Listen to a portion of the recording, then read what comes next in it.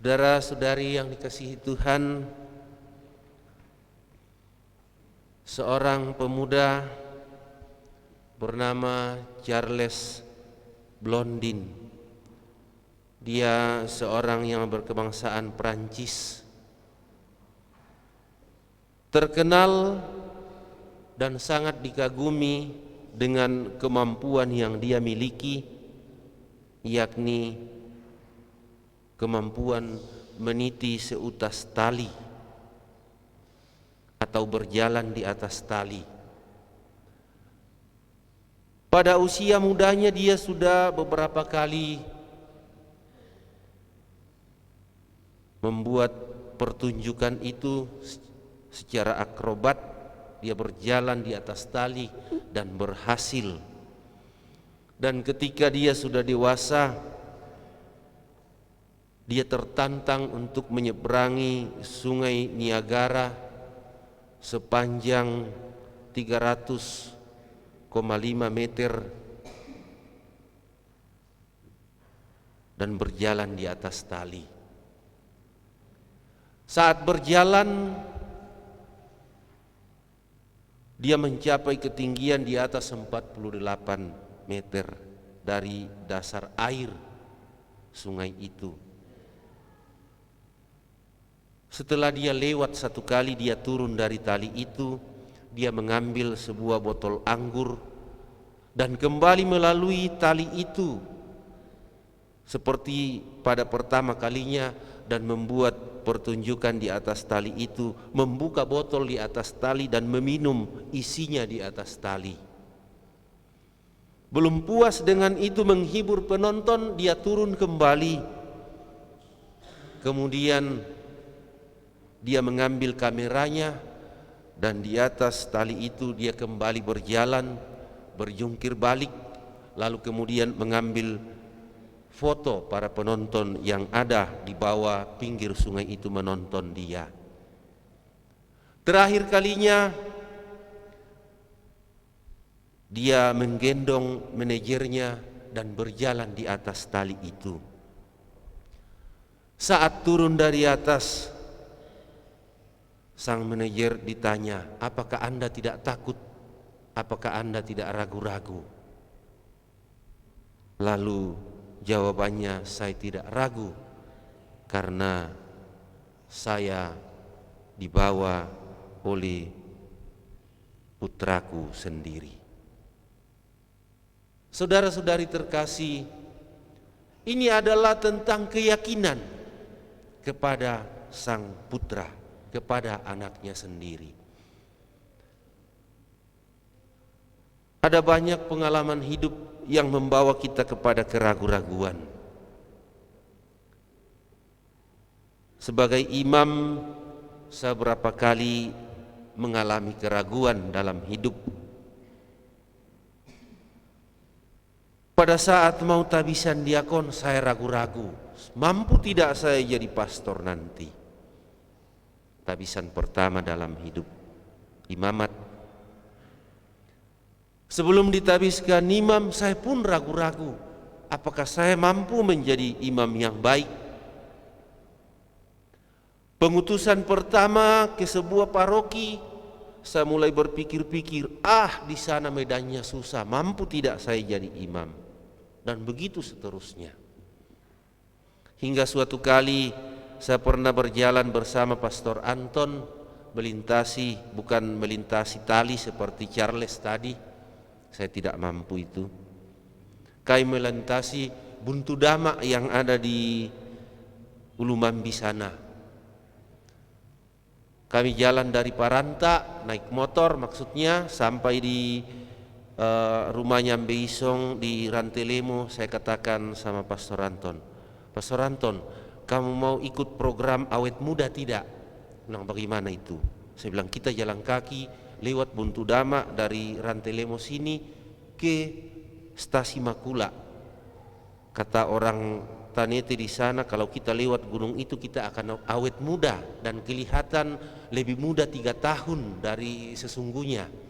Maka saya bilang sama Pastor Anton, "Kita ikut program awet muda." Dia bilang, oke, ayo kita jalan. maka mulailah kami jalan. Waktu itu kami berharap mendapat makan siang di setelah dari Paranta tiba di Rantelemo itu, berharap mendapat makan siang. Ternyata tidak ada makan siang.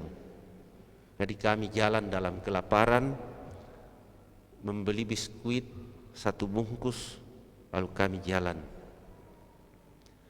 Dan di tengah jalan Pastor Anton mulai ngos-ngosan. Saya tidak terlalu Pastor Anton mulai ngos-ngosan, lalu dia berbaring di tanah. Lalu dia bilang sama saya, kalau tidak ada surga, apa yang akan terjadi? Saya bilang, ya kita rugi toh. Tidak ada gunanya semua ini kalau kita tidak ada surga. Kami berjalan terus sampai di stasi Salumabungin, melihat pohon jambu biar yang masih muda itu masih keras. Kami makan dan kunyah-kunyah di situ sambil melihat gereja yang sudah tidak ada penghuninya itu. Tidak ada umat di sana, penuh ilalang.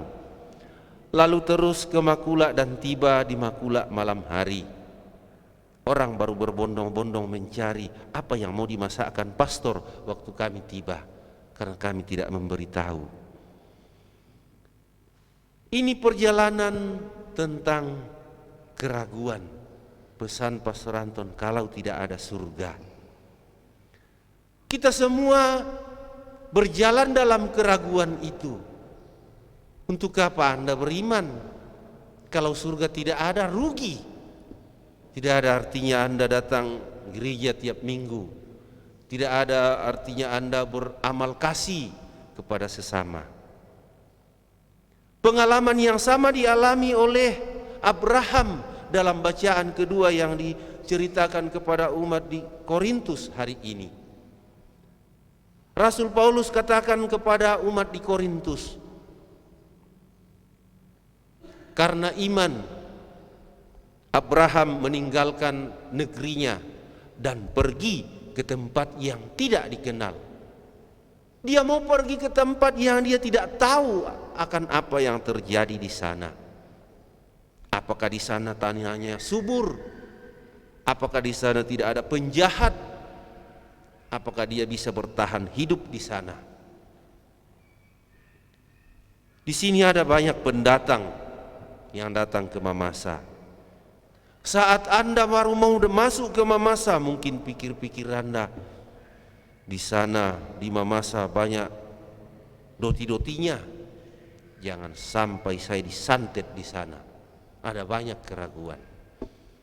Tapi Bapak Rino sudah hidup puluhan tahun di sini, datang dari negerinya seperti Abraham dan tetap baik-baik sampai hari ini. Yang membawa Abraham seperti itu adalah imannya kepada Tuhan. Istrinya sudah tua, dikatakan bacaan tadi sudah mati pucuk seandainya tanaman. Tetapi dari perempuan yang mati pucuk itu lahirlah keturunan yang besar. Dan ujian iman yang paling besar untuk Abraham ketika anaknya sendiri yang diberikan Allah itu harus dikorbankan. Tetapi Abraham tetap setia. Itulah sebabnya dalam iman kita memanggil, kita mengenal Abraham sebagai bapa kaum beriman. Dia contoh, prototipe orang yang tidak ragu tentang janji Allah. Sekarang hidup kita kadang dipenuhi keraguan. Ketika saya bekerja bersama dengan teman-teman Depas, teman-teman pengurus stasi, seluruh umat yang dilibatkan dalam kegiatan-kegiatan dan kepanitiaan, apapun yang kita buat di paroki ini, sering sekali kita berada dalam keraguan-raguan. Waktu kami merencanakan mau membongkar gunung di Pena itu, mendirikan 8 8 pondok. Kami rapat di aula sana. Ada banyak orang yang ikut dalam rapat itu penuh keraguan. Karena apa? Kita tidak punya ini, tidak punya uang. Waktu mulai pekerjaan itu, sering kalau saya duduk sendiri di Penak, pernah saya putus asa juga dan penuh keraguan. Datang duduk saja di depan Bunda Maria di sana, apakah saya berdoa atau duduk saja melamun? Saya katakan, saya mau apa untuk semua ini? Saya tidak punya apa-apa, tapi pekerjaan ini telah kami mulai. Andaikan saya punya iman sebesar biji sesawi, mampukah kami membuat ini? Seperti yang kau katakan Tuhan, jika kau punya iman sebesar biji sesawi, engkau katakan kepada pohon itu, terbantunlah di dalam laut, dan dia akan terbantun. Tetapi sekarang apa yang saya punya? Dan saat itu saya mulai menyadari bahwa begitu banyak hal yang kita miliki. Saya memiliki Anda sebagai umat. Saya memiliki banyak orang-orang yang setia, yang siap bekerja. Dan itulah yang membuat semangat iman itu bertumbuh kembali. Saudara-saudari terkasih, jika Anda dihadapkan pada tantangan-tantangan kehidupan, tidak bisa ternyata kita berjalan sendiri, karena kita harus berjalan dalam terang iman, seperti contoh yang diberikan oleh Abraham hari ini. Tuhan membantu kita. Amin.